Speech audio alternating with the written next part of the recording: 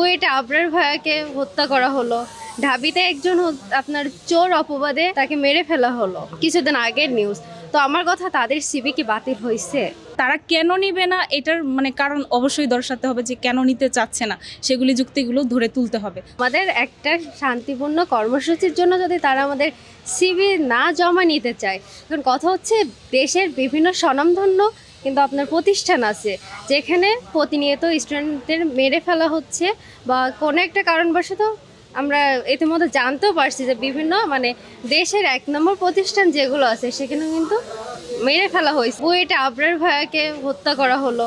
ঢাবিতে একজন আপনার চোর অপবাদে তাকে মেরে ফেলা হলো, কিছুদিন আগের নিউজ। তো আমার কথা, তাদের সিবি কি বাতিল হয়েছে? তখন কি তাদের উচিত ছিল না এমন কোন একটা জোরদার নেওয়া? তখন তো নেয় নাই। তা আমরা তো বারবার বলছি, কালকে যে ঘটনাটা হয়েছে এর জন্য আমরা লজ্জিত এবং আমরা ক্ষমা প্রার্থী।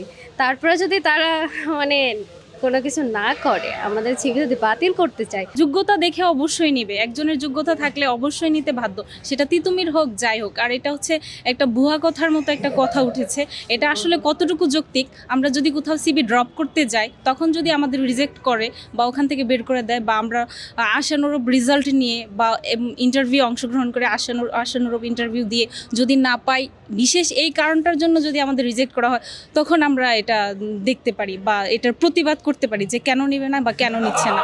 অবশ্যই যোগ্যতা থাকলে অবশ্যই নিতে বাধ্য।